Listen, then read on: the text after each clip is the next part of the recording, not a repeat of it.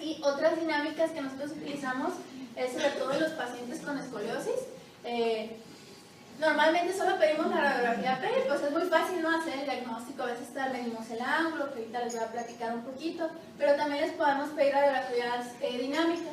Se usa que cuando, bueno, este es también llamado test de Bending, que es simplemente estando el paciente así parado, se le pide que haga como una basculación de un lado, derecha, izquierda, y se trata de ver qué tanto el paciente pues compensó o se redujo de alguna manera la escoliosis, ¿verdad? Entonces, si los doctores, pues ya cuando los derivan, el traumatólogo o el neurocirujano valoran, si es parcialmente reducible, pues ver si el tratamiento solo es clínico o con rehabilitación o a lo mejor con corset, o si realmente no se logra como es una mejoría con esta basculación en el test, pues técnicamente se pasa al tratamiento quirúrgico.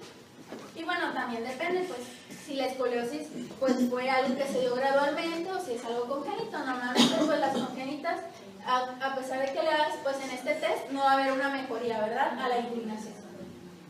¿Hasta ahorita voy bien? ¿Alguna duda, pregunta? Bueno, ahora vamos a hablar, hacia grandes rasgos, de algunas patologías. Les traté pues, de hacer todo esto pues, lo más simple posible para que pues, a todos no sea significativo, ¿verdad? Porque luego también entre tantos pacientes, pues a veces es un poquito difícil luego traspolarlo, porque les digo, muchas veces son cosas desde pues, de la técnica en cómo se toma la radiografía, si el paciente cooperó o no cooperó, y que puedan hacernos difícil la interpretación. Pues bueno, estos como los términos los menciona hiper, pues obviamente sería pues de manera exagerada o aumentada una curvatura que sería hacia la cifosis o a la lordosis, como nosotros pues ya lo habíamos visto anteriormente, y la escoliosis, que es una angulatura, pero este es diferente. Estos son hacia adelante y hacia atrás, y esto, por así decirlo, son angulaciones laterales de la columna que son patológicas. ¿Alguien que me pueda decir de aquí, de estas dos plaquitas, pues ya saben, son radiografías laterales de columna, cuál les parezca, si es cifosis, o si es lordosis, o si es escoliosis?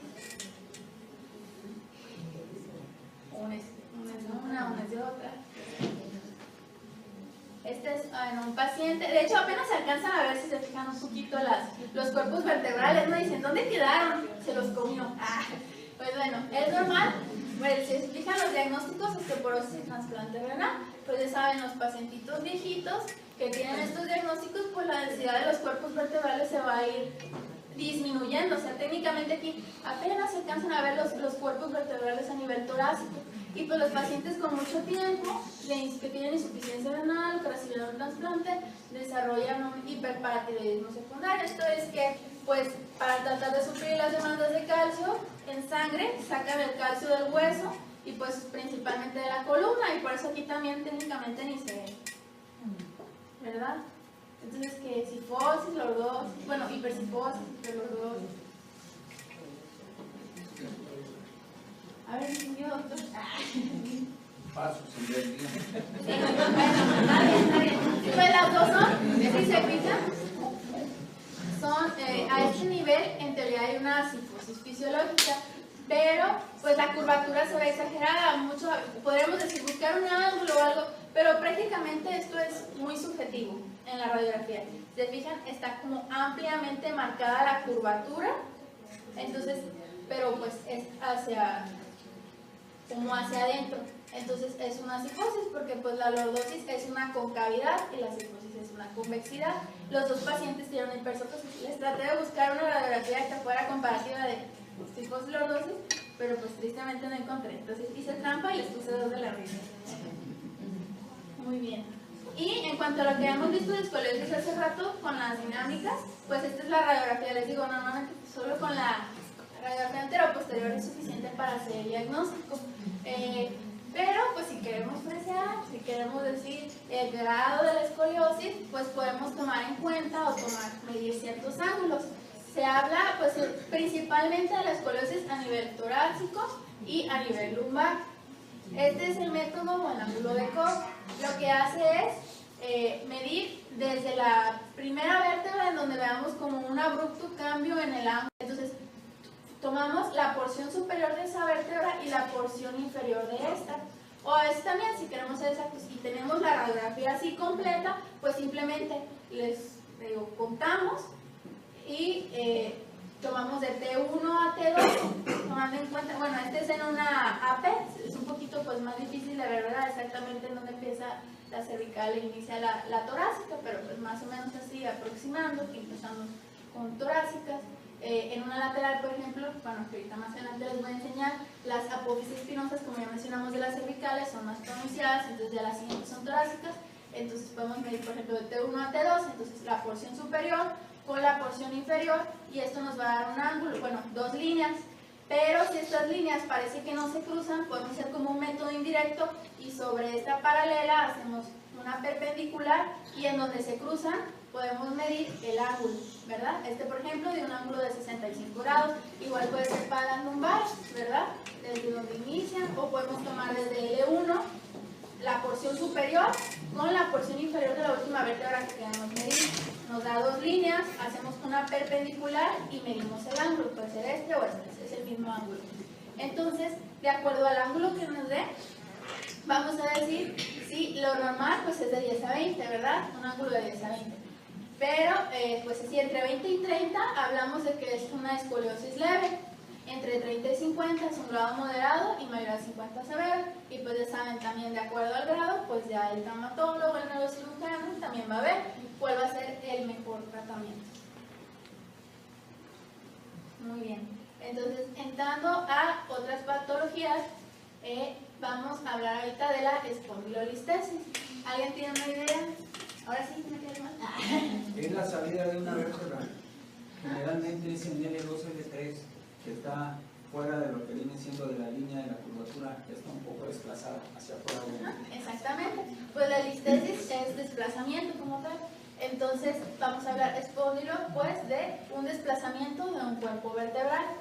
Como vemos aquí, lo que les había dicho, de trazar tres líneas. Una línea anterior al cuerpo vertebral, una línea posterior al cuerpo vertebral y otra línea entre la unión entre las láminas y las apófisis espinosas, que sería pues más o menos aquí. Pero pues en donde es más claro es en la porción anterior, ¿no? La pérdida de la continuidad. En este caso, siempre se toma de referencia la vértebra superior, donde empieza el cambio abrupto. Entonces aquí diríamos que hay una anterolistesis. Se fijan, aquí ya están fusionadas las vértebras, pues obviamente decimos que es a nivel sacro, de L5 sobre S1. Si fuera pues al revés, por ejemplo, valoraríamos más la línea posterior y diríamos que es una retrolistesis. Aquí también hay clasificación, es llamada de Meyerling.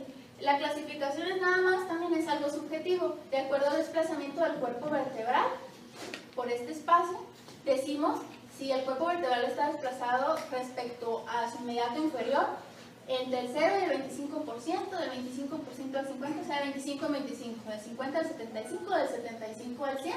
Entonces, a cada este le damos 1, 2, 3 y 4. En este caso, pues, ¿qué les parece? Pues puede ser una grado 2, ¿no? Está casi entre el 25 y el 50%. Igual, es lo mismo, una anterolistesis del E5 sobre S1. Y algo que viene muy de la manito son las espondilolistesis con las espondilolisis, que ahorita vamos a ver. Se fijan, esta flechita verde, pues es una pérdida de la continuidad. Digo, aquí no se ve tan francamente el perrito, que les había mencionado hace rato, porque es una radiografía lateral, pero hay una pérdida de la continuidad en la faceta laminar de una vértebra con la otra. Si se fijan, por ejemplo, aquí no se ve ninguna muesca, se ve íntegro la unión de un cuerpo vertebral con el otro, sus elementos posteriores, y aquí una completa pérdida de la continuidad. ¿Sí?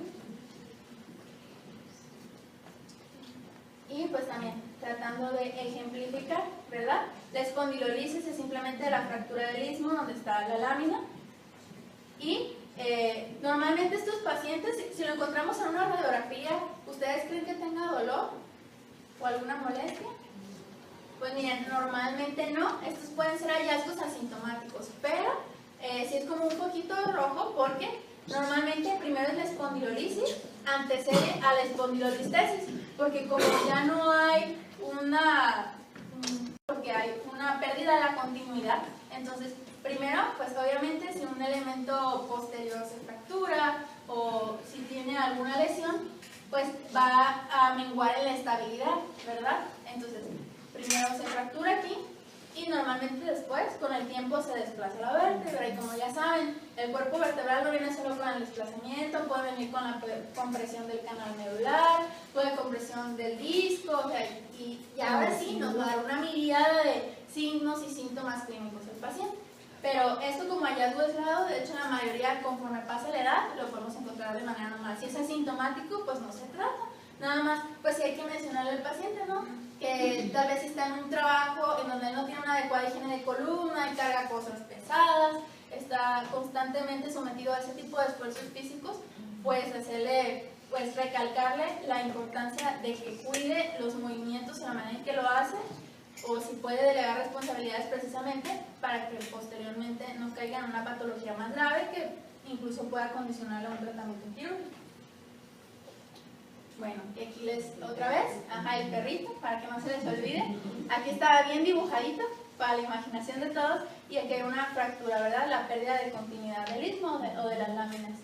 Esta, pues también es una radiografía lateral, y si se fijan, se ve un poquito rectificada lo que es la porción lumbar, no hay la curvatura fisiológica, y también a este nivel hay una pérdida de la continuidad, ¿verdad? A veces si tenemos dudas, les digo, podemos pedir una oblicua, porque a lo mejor no sé por la técnica, si el paciente cooperó o no. A veces también si comieron demasiado y tienen aire o se ve mucho el patrón reumofecal, nos puede generar dudas de, ay, esto es parte de aire o si es una pérdida de integridad del hueso. Entonces pedimos una oblicua para pues tratar de clarificar más. Y pues también esta es una imagen ejemplificando, ¿no? Lo que les digo, si trazamos una línea anterior y una posterior, bueno, aquí ya viene la anterior, hay una pérdida de esa línea, ¿verdad? De la forma de la línea, y también si la trazamos aquí posterior, también se vería, ¿verdad? Como una máscara. Bueno, en cuanto a los esguinces, como bien saben, hay pues, también 4 grados de esguinces cervicales, que puede ser desde pues molestias leves, donde pues el mecanismo principal es el efecto así como de latigazo. Y puede ser desde entonces una radiografía completamente normal o hasta ir viendo pues ciertos cambios en la columna. Uno de los principales cambios que podemos detectar desde el 15 grado 2 pues es la rectificación de la columna. Esto es más que nada pues no porque haya una pérdida de la integridad de algún cuerpo vertebral, sino que simplemente por el proceso inflamatorio, por el mecanismo del trauma, pues todos los músculos cervicales quedan muy rígidos, ¿verdad? Entonces, más que nada por los tejidos blandos es lo que da la apariencia, ¿verdad?, de la columna rectificada con la pérdida de la curvatura. Pero pues siempre es importante pedir la radiografía precisamente para descartar que haya alguna alteración o disrupción de los cuerpos vertebrales o de sus procesos posteriores. Y pues también ejemplificándoles un poquito de fracturas y luxaciones, pues tratar de buscar intencionadamente, ¿verdad?, en donde nosotros no vamos a apoyar mucho en la clínica, porque a veces así pues con tantos pacientes y todo de primera mano vemos la radiografía y le ven algo, ¿no? Pero pues si el paciente nos dice, más o menos puntualizando en dónde nos refiere más dolor, pues ahí es donde buscamos intencionadamente en la radiografía, ¿verdad?, a nivel de sus cuerpos vertebrales. En este caso, pues como ya les hemos mencionado, ¿para qué sirve la transoral? Pues para valorar principalmente a nivel del axis y del águila. Yo la verdad, incluso cuando veo esta radiografía, digo, ¿le ven algo normal? ¿Alguien? ¿Una línea o algo? Yo la verdad, digo, hasta yo dije, ay, ¿dónde está la lesión? Con muchas ganitas, le digo, y también a veces depende de la iluminación y todo, pues ya vimos, ¿no? Apófisis odontoides, esta es parte de el proceso espinoso, la porción posterior del atlas y la porción lateral. Entonces, aquí como que queriendo ver, no sé si alcanzan a ver, se ve como una línea oscurita. No sé si la alcanzan a ver, ¿verdad? Y aquí puede ser, o si hay también como aparentemente una pérdida de la continuidad en esta zona. Se ve parte de la cortical y aquí. Pero pues también es muy dudoso, puede ser, pues les digo, de las mismas estructuras de aquí, que hay una pérdida de la continuidad del cuerpo del atlas, pero pues no me podría aventurar más así nomás, ay sí, fírmele ahí, fractura del atlas, pues no, ¿verdad? De hecho, tiene muy poca sensibilidad la radiografía transversal, pero bueno, por algo se tiene que empezar, ¿verdad? Para ver si el paciente se va a movilizar o no. Entonces ya aquí haciendo un poquito de trampa, explicándoles un poquito, en una tomografía axial a nivel del cuerpo del atlas, pues fíjense, ¿verdad? La pérdida de la continuidad en esta zona, en esta zona, en esta zona, es lo que le dicen, bueno, el epónimo es fractura de Jefferson, aunque puede ser una fractura del atlas, te digo, también son por mecanismos de alta energía, accidentes sobre todo, principalmente automovilísticos, donde el atlas se parte en 3 o 4 partes. Entonces, pues díganme si van a poder hacer el diagnóstico, ¿verdad?, con esa radiografía. Pero para que vean, aunque si el paciente tiene mucho dolor, si el paciente les grita a la clínica y la radiografía parece normal, pues mejor pecar de precavidos y pedir otro estudio, ¿verdad?, que nos pueda dar mayor lucidez diagnóstica. No hay que ir confiarnos en ese aspecto. Y pues, ¿qué le ven? Díganme, ¿parece bien alineada esa columna? ¿Verdad que no? ¿Verdad? No, degollado. De hecho, así le dicen a esta fractura, del ahorcado, degollado. Entonces, esta fractura se da principalmente, pues, en los pacientes por una hiperextensión y una extensión axial. Entonces, lo que hace es, es como una fractura de luxación, porque aquí, obviamente esto no va a ser una anterolistesis ni una retrolistesis, ¿verdad? Porque pues es diferente el mecanismo de y obviamente el paciente no tenía esto previamente. Entonces, decimos que el cuerpo vertebral está luxado hacia anterior, pues hay una pérdida de la integridad del ligamento anterior, precisamente por el mecanismo de la tracción que se hace, ¿verdad? Y hay una fractura de los elementos posteriores, por eso se ve esta pérdida de la continuidad, ¿verdad? Es lo que le dicen la fractura del ahorcado, y principalmente es un nivel entre C2 y C3, que igual corresponde, ¿verdad? C1, C2, C3. Y pues, francamente, se ve en la lateral, ¿verdad? Y, ven estas radiografías, las dos son laterales, correctamente alineadas. ¿Cuál les parece más rectificada? ¿La de la izquierda o la de la derecha? La izquierda, ¿verdad? Esta se ve más rectificada, ¿verdad? Y esta aparentemente, pues igual un poquito de la curvatura fisiológica, la lordosis fisiológica. Pero, pues bueno, si vemos los cuerpos vertebrales, esta aparentemente se ve íntegro, este también, el tercero, el cuarto, el quinto y el sexto. No sé si alcanzan a ver aquí una línea, una pérdida de la continuidad, ¿verdad? Y que se ve aquí como un piquito. Estas son estas fracturas que se ven en las radiografías laterales como una forma, le dicen la imaginación de nosotros, una apariencia de gota. Son fracturas por avulsión, también por mecanismos de hiperflexión o por hiperextensión. Cuando es algo así muy rápido, el ligamento tracciona parte del cuerpo vertebral y entonces hace como una pequeña fractura triangular que dicen que tiene apariencia de gota, ¿verdad? Y comúnmente estas fracturas por avulsión a nivel cervical se encuentran anteriores y en las cervicales más inferiores, ¿verdad? Que es como en este caso, aunado además a la rectificación que ya tiene por el mismo proceso traumático. Y aquí que ven, vemos este cuerpo vertebral, su porción posterior, su proceso posterior, igual, el cuerpo vertebral hay más o menos y el proceso posterior. El tercero, los procesos posteriores, aparentemente íntegros, le digo porque también es una lateral, igual si tenemos duda también podemos pedir una oblicua, igual el cuerpo vertebral, proceso posterior, la apófisis espinosa, igual aquí, y aquí que ven, tiene dos apófisis espinosas. Esta también es una fractura por avulsión.